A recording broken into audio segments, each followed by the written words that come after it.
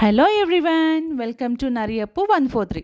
So ఈరోజు video ఏంటి అంటే పెసరట్టు అందరికీ తెలుసు, ఆల్మోస్ట్ అందరికీ తెలుసు. సో నా స్టైల్లో ఎలా చేసుకుంటాను ఈరోజు మీకు చెప్తాను అనమాట.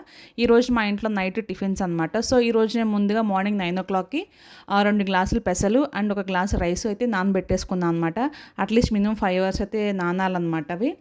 సో నేను మార్నింగ్ 9 o'clockకి నానబెట్టాను కదా, ఈవినింగ్ ఇది వచ్చేసి 4:30 5 o'clock అట్లా మిక్సీకి వేస్తున్నాను అనమాట. మిక్సీకి వేసేటప్పుడు దానిలో కొంచెం చిల్లీసు, అల్లము వేసుకుంటే మంచి స్పైసీగా మనకి ఫ్లేవర్ అయితే యాడ్ అవుతుంది. సో అలా సాఫ్ట్గా స్మూత్గా అయితే మిక్సీ పట్టేసుకున్నాను. నేను ఈవినింగ్ 5 o'clock అట్లా మిక్సీ వేసాను కాబట్టి మేము తినేది నైట్ 8 o'clock కాబట్టి ఈలో పట్ల మంచిగా క్లోజ్ చేసేసి పక్కనైతే పెట్టేసుకోవడం జరిగిందనమాట.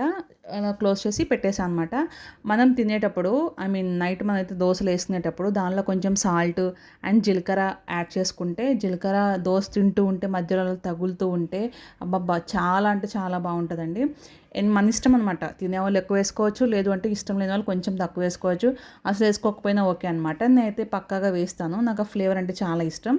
సో వేసేసి మంచిగా దాన్ని పైకి కిందకి చేసేసిన తర్వాత మొత్తం కలుపుకోవాలన్నమాట. సాల్ట్ అది కలవాలి కాబట్టి మొత్తం నీట్గా కలుపుకున్న తర్వాత ఇంకా మనమైతే లేట్ చేయకుండా దోశలు అయితే వేసేసుకుందాం. స్టవ్ మీద ప్యాన్ అయితే పెట్టేశాను, అది చాలా హీట్ అయితే అయ్యింది. సో ఇంకా లేట్ చేయకుండా మనమైతే దోశ అయితే వేసేసుకుందాము. ఈ దోశలు చాలా క్రిస్పీగా చాలా సాఫ్ట్గా అనిపిస్తుంది, నాకైతే చాలా ఇష్టము. అలాగే ఆ దోశ కాలడానికి కూడా చాలా టైం పట్టదు నా ఫీలింగ్. నార్మల్ దోశ కంటే కూడా పెసరట్టు చాలా ఫాస్ట్గా కాలుతుంది అని చెప్పేసి నా ఫీలింగ్ అనమాట. మరి అవునా కాదా అనేది నాకు కామెంట్ చేయండి. కొంచెం అయితే ఆయిల్ యాడ్ చేసుకున్నాను. చెప్తున్నాను కదా, నార్మల్ దోశ కంటే కూడా నాకు చాలా ఈజీగా ఫాస్ట్గా కాలిపోతుంది అని నా ఫీలింగ్ అనమాట. సో అందుకే చాలా టైం సేవ్ అవుతుందని నా ఫీలింగ్ అనమాట. మనకి ఎక్కువ టైం కూడా పట్టదు. నార్మల్ దోశ కంటే కూడా మనకి చాలా ఫాస్ట్గా అయిపోతుంది, చాలా టైం సేవ్ అవుతుంది. ఎక్కువసేపు అలా స్టవ్ దగ్గర కిచెన్లో ఈ వేడికి నుంచుని అయితే మనం వేయాల్సినంత అవసరం ఉండదు. నాకైతే చాలా అంటే చాలా ఈజీ అనమాట. సో అందుకే నేను ప్రిఫర్ చేశాను పెసరట్టు అని చెప్పేసి ఈరోజు నైట్కి. చూడండి, మనకి దోశ అయితే ఆల్మోస్ట్ రెడీ అయిపోయింది. ఇప్పుడు దాన్ని ఒక ప్లేట్లోకి తీసేసుకుందాం అనమాట. అలా ప్లేట్లో తీసుకుని అయితే పక్కన పెట్టేసుకున్నాను.